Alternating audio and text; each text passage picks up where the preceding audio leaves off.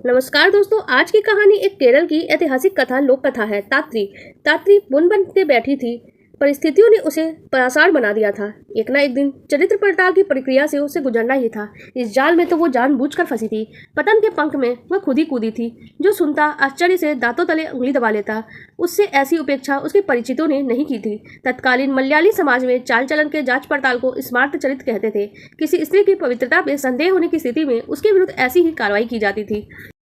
बिरादरी के लिए वह इंसान न होकर साधनम हो गई। साधनम यानी वस्तु, एक ऐसी नारी जिस पर अभियोग लगा हो, जिसकी पहचान उसके नाम से न होकर एक वस्तु की तरह होने लगती है। कैसी घिनौनी सोच है। इस मात्र चरित्र का प्रथम चरण था दासी विचारम, जिसमें अभियुक्त महिला से लेकर उसकी दासी से पूछताछ की जाती थी। वह कटुता से हंसी। दासी विचारम उस जैसी पतिता के लिए नहीं था, यह तो भद्र स्त्रियों के लिए था। सयानी होती है जिसके रूप यौवन पर पहरा बिठा दिया गया। यह बात और है, कभी वह भी उन्हीं स्त्रियों की श्रेणी में आती थी। वर्तमान में उसके आचरण पर अंकुश रखने वाली नौकरानी तो नहीं, एक वफादार महिला साथी अवश्य थी जो उसके देह व्यापार के लिए ग्राहक जुटाती थी। वह तोजी सखी तो स्वयं ही भ्रष्ट थी। जबकि दासी विचारम के संचालन हो तो ऐसी सेविका चाहिए था जिसका नाम उसके कुल ने पहचान चिन्ह के तौर पर उसके मस्तक पे अंकित किया हो, जो तथ्यों की चीरफाड़ करते हुए उसके चरित्र को उगाड़ सके। अभियोग का पहला चरण यूं ही गुजर गया। तात्री को याद आई सभी नई पुरानी दासियां एक एक कर सुधियों के द्वार खटखटाती। वे परिचारिकाएं, निम्न कुल में जन्मी नारियां, क्रूर सामाजिक परिस्थितियों से दो चार होकर स्त्री सुलभ कोमलता खोती जाती। इन दासियों को घर की महिलाओं संग नत्थी होते कितनी बार देखा तात्री ने, मानो वह अस्तित्व का अंग हो। सयानी होने के बाद नंबूदरी औरत पे अंतर्जन्म का ठप्पा लग जाता। अंतर्जन्म अर्थात घर के अंदर रहने वाला प्राणी। यह ठप्पा लगती ही उसकी निगरानी का ठेका किसी नायर स्त्री को मिल जाता। कुलीन महिला के आचरण की गवाही देने वाली सेविका स्वयं अपनी दैहिक अस्मिता को अक्षुण्ण नहीं रख पाती। नंबूदरी पुरुष स्वेच्छा से उसका शोषण कर सकते थे। ऐसे थे समाज के दोगले मानदंड। वह सेविका जिसे आजन्म अभिजातीय वर्ग की स्त्रियों की सेवा करनी पड़ती, उसी की यदा कदा स्वामिनी के विरुद्ध चरित्र हनन का अधिकार मिल जाता। क्या यह बंदर के हाथ उस्तरा थमा देना जैसा नहीं था? क्या दबे कुचले होने की कुंठा तब अपना प्रतिशोध नहीं लेती होगी? और फिर उत्कोच तो बड़े बड़े खरीदों में खरीदा जाता है, दासी की तो बात ही क्या। तात्री को रिश्तों की वो सभी बहनें याद आई जिसने उससे पहले सयानी हो गई। उसके साथ वाटिका में फूल चुनते चुनते, तालाब में अटखेलियां करते करते वे चेचियां अर्थात दीदियां न जाने कब कैसे घर की चारदीवारी में नजरबंद हो गई। पिता के स्नेह स्पर्श से वंचित, भाइयों के पावन नेह से परे एक अंधेरे संसार में कैदी। कभी कभार मंदिर या किसी संबंधी के यहाँ जाने पर ही बाहरी संसार से उनका सामना होता। अपने पति या दासी की देखरेख में ही वो बाहर निकल सकती थी। ताड़पत्र की छतरी से मुंह छिपाते हुए चलना होता ताकि परपुरुष की कुदृष्टि न पड़े। चाल चलन का आकलन करने वाली दासी अब अपनी काक दृष्टि उस पर जमा के रखती। संसार के समस्त पुरुष उन चेचियों दीदियों के लिए परपुरुष ठहरे। उनका भावी पति या पति ही उन्हें देख सकता था। वैसंधि के द्वार पर खड़ी तात्री आतंकित होकर सोचती, क्या ऋतु धर्म होने से चारित्रिक दोष स्वतः उत्पन्न हो जाता है? बिरादरी का सत्य कितना सतही थे और कितना खोखला। वह स्त्री जिसके शील और चाल चलन का बड़ी बुढ़िया उदाहरण देती थी, आज अपनी छवि को मलिन होने से रोक नहीं पा रही थी। वह जो नियम कायदों को सहज रूप से स्वीकारती रही थी, युगों युगों की नींद से जाग चुकी थी। पितृ सत्ता के सारे पैते उसे समझ आने लगे थे। नंबूदरी पुरुष अपने दोनों हाथों में लड्डू रखना चाहते थे और स्त्री उसे तो बहुमूल्य आभूषण पहनने का अधिकार तक नहीं था। सर्वाधिक संपन्न नंबूदरी परिवार के सदस्य होने के बावजूद वो मात्र ताम्राभूषण धारण कर सकती थी। उसका अधिकार क्षेत्र घरेलू कार्यों तक सीमित और देवालयों को सजाना, देव प्रतिमाओं के लिए माला गूंथना, उनकी अभिवृत्ति औपचारिक शिक्षा से वंचित। तात्री का रुझान साहित्य, कला, कथकली नृत्य की तरफ रहा। वह बुद्धिमान थी। वर्जनाओं ने उसे विद्यालय नहीं जाने दिया, फिर भी पिता और भाइयों ने उसे पढ़ना लिखना सिखा और ललित कलाओं में निपुणता हासिल की। उस जैसी योग्य कन्या का विद्रोही न होना स्वाभाविक था। जैसे जैसे बड़ी हुई, निर्मम समय की भयंकरता और भविष्य की अनिश्चितता उसे डराने लगी। रोगी, भोगी, वृद्ध, कुरूप, जैसा भी वर भाग्य उसकी झोली में डालता उसे स्वीकारना पड़ता। उस काल में नारी की इच्छा अनिच्छा का तो कोई प्रश्न ही नहीं था, फिर चाहे वो उच्च कुल की हो या निम्न कुल की। उच्च कुल की नारी को हो तो जीवन भर एक ही पुरुष के प्रति समर्पित रहना पड़ता था। उस युग में विवाह के लिए पुरुष उपलब्धि कहाँ होते थे? नंबूदरी परिवार के बड़े पुत्र को ही वेली विवाह की अनुमति थी, पारिवारिक संपत्ति को बंटवारे से बचाने के लिए। उसके पति तो कदाचित अब तक कई बार विवाह कर चुके होंगे। एक वह है जो समाज के बनाए के कटघरे में खड़ी है, मानो किसी प्रलय की प्रतीक्षा कर रही है। सारे नियम कायदे तो नारी के लिए ही थे। पुरुषवादी सत्ता का सुनियोजित षड्यंत्र। एक ही पुरुष दसियों बार दूल्हा बनता, यहाँ तक कि पत्नी के तौर पर पोती की आयु की किशोरी उसकी भोगिया होती। तात्री भी उसी अवस्था की अंग थी, जहाँ बूढ़े पति के मरने पर उसकी युवा विधवाएं दयनीय और उपेक्षित हो जाती थी, यहाँ तक कि उनके हंसने तक पे रोक लग जाती। अतीत की गांठ फिर कसकने लगी थी। पति द्वारा त्यागे जाने पर उपेक्षा और तिरस्कार सहते हुए दिन बीत जाते थे। वह समझ नहीं पा रही थी इस विकट स्थिति से कैसे निपटे। तुम मर क्यों नहीं जाती? उसके अपने कुटुंबियों ने उससे घृणा से थू थू करते हुए कहा था। उसकी माँ और भाभियों ने उसके रसोई में बैठ के खाने पर रोक लगा दी थी। वह जान गई उसके खिलाफ साक्ष्य जुटाए जा चुके हैं। अनेक राहगीरों, अड़ोसियों, पड़ोसियों ने उसको सात सिंगार से युक्त होकर झरोके से ताकते पाया था। उससे आंख लड़ाने वाले रसिक जनों के अभद्र संकेतों और बदले में उसकी निर्लज चेष्टाओं को भी देखा गया। तात्री चीख कर कहना चाहती थी, क्या सजना संवरना पाप है? क्या गवाक्ष ने बाहर देखना अपराध है? शालीन स्मित प्रत्युत्तर मुस्कुरा कर देना अनुचित है? किंतु कोई लाभ नहीं था। उसके अपने ही पराये हो चले थे। उसकी सहायता करना तो दूर, उसे बेघर करने पे तुले थे। उसके आत्मघाती क्षणों ने उसने जो निर्णय लिया उसकी कोई कल्पना भी नहीं कर सकता था। स्मार्ट चरित्र का दूसरा चरण आरंभ हो गया था। तात्री को एक निर्जन स्थल पे अचमपुरा नामक विशिष्ट कोठरी में रखा जाना था। राजा के पास यह सूचना पहुंची आगे की प्रक्रिया है तो एक न्यायिक अधिकारी और 3 विद्वानों की नियुक्ति हुई। तात्री जान गई अब उसके बचने की प्रत्याशा बहुत कम थी। सुनियोजित षड्यंत्र द्वारा निर्दोष अंतर्जन्म पे मिथ्याभियोग सिद्ध करना आम होता जा रहा था। और फिर वो निर्दोष भी तो नहीं थी, एक कलकिनी थी जिसके क्रम में सच उगलवाने के लिए साधनम पर कई अत्याचार किए जा सकते थे। उसकी कोठरी में सर्प और मूषक जैसे विषैले जंतुओं को छोड़ा जा सकता था। उसे दरी में लपेट के भवन की छत पे से शव की भांति लुढ़काया जा सकता था। उसने सोच लिया था कि इन यंत्रणाओं से बचने के लिए अपना दोस्त सहज ही मान लेगी। प्रताड़ना की इस यात्रा के समानांतर अतीत की यात्रा भी जारी थी। उसका कम उम्र में बेमूल्य विवाह कर दिया गया था।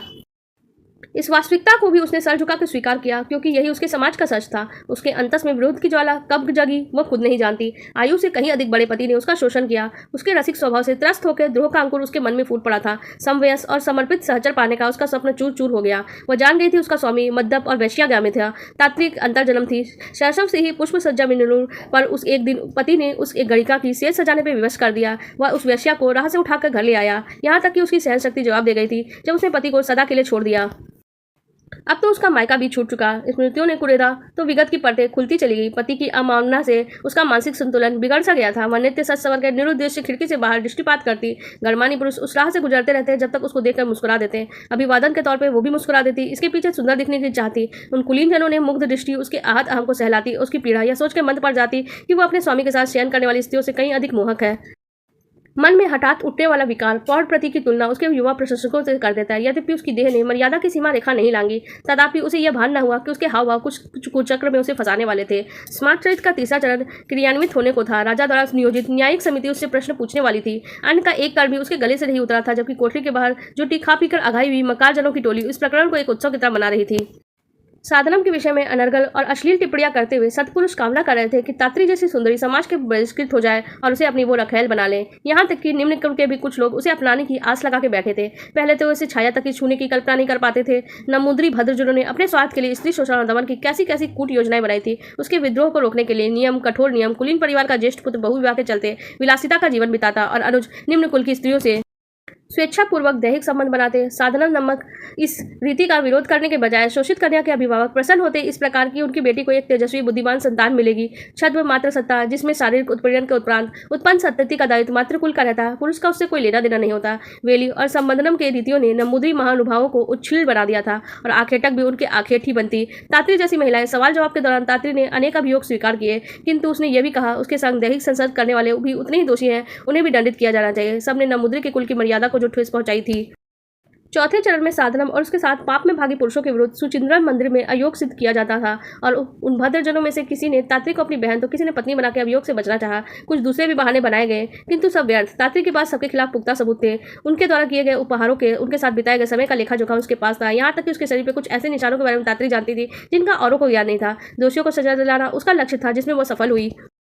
पांचवें चरण में उसे समाजच्युत किया जाना था। उसके घर वालों ने जीते जी उसका अंतिम संस्कार कर दिया। उसके पिता के अनुसार तात्री के जन्म के समय ग्रह नक्षत्र अशुभ थे, इसी से उन्हें यह दिन देखना पड़ा। पति के शब्द उसके भीतर उबाल मार रहे थे। हाँ, मुझे वैश्याओं से प्यार है, तुम भी वैश्या बन जाओ, मैं तुम्हें भी प्यार करूंगा। उस काल में स्त्री और पुरुष की हैसियत एक ही तराजू में तौलने का एक बेहतर उदाहरण क्या हो सकता था। स्मार्ट चरित्र का छठा और अंतिम चरण यह था। उल्टा को दंड देके बिरादरी को पावन करने की खुशी में न्यायिक समिति की तरफ से भोज का आयोजन हुआ। साधनम को दोषी ठहराए जाने के बाद भेड़ की खाल में कई भेड़िए उसका आखेट करने को तत्पर थे, किंतु वह किसी के हाथ नहीं। न जाने कहाँ गायब हो गई तात्री। उसे अपना बनाने और सपना देखने वाले हाथ मल कर रह गए। तात्री की कहानी मात्र स्मार्ट विचरम के 6 चरणों की कहानी नहीं है। असली कहानी तो तब शुरू हुई जब वो परित्यक्ता बन के मायके आई। तब उसके पति के अवगुण उस किसी को दिखाई नहीं दिया। सबने उसे ही बुरा माना। अपने स्वामी और नहर वालों के दुर्व्यवहार से त्रस्त होकर वो कहीं चली गई थी।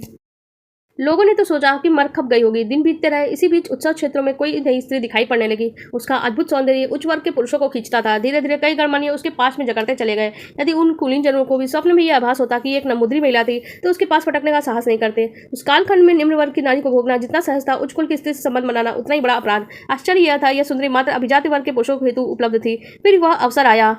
जिसकी उसको बरसों से प्रतीक्षा थी। आखिर उसका पति उसके साथ रात गुजारने आ गया। एक मोहिनी गणिका के बारे में सुन के लोभ संभाल नहीं कर सका। अपनी पत्नी से वह पूरे 5 वर्षों से बाद मिल रहा था और उसे पहचान भी नहीं पाया। कैसे पहचानता? क्या वह सरल पतिव्रता सहचरी से ऐसी अपेक्षा कर सकता था? प्रेम की निशानी के तौर पर तात्री ने उसकी अंगूठी रखवा ली। दिन के उजाले में सब उसने नई संगनी का मुख देखा तो वह चीखा और भाग खड़ा हुआ। बात खुलने पर तात्री के दूसरे प्रेमी भी वहां से पलायन कर गए, किंतु वो भी बच नहीं सके। तात्री के पास से उसकी अंगूठियां, कमरबंद, अंगोछे जैसे अनेक साक्ष्य बरामद हुए, जिनके आधार पर अनैतिक संसर्ग के आरोप में समाज के 64 गणमान्य नागरिकों को धर लिया गया। कहते हैं 65वां अभियुक्त स्वयं कोचीन का राजा हो सकता था। तात्री ने उसे एक अंगूठी दिखाई, जिसे देखते ही वो राजा ने अपना फैसला सुना दिया। संभवतः अपनी खुद की रक्षा के लिए। अनुमान यह है कि तथाकथित मुद्रिका उसकी ही रही होगी, अतः साधनम को डरा धमकाकर या कोई लोभ दिखाकर फैसला बदलने का प्रयास नहीं किया गया। इस प्रकार ऐतिहासिक समाज चरित्र का समापन हुआ और समाज के संचालक अपने ही सिद्धांतों को लेकर वैचारिक मंथन को बाध्य हो गए। फलस्वरूप संबंधम और वेली जैसी परंपराओं पर पुनर्विचार हुआ और 1905 में घटी इस घटना ने कुरीतियों की जड़ पर प्रहार किया। इसके उपरांत बहुविवाह की कुप्रथा पर रोक लगा दी गई।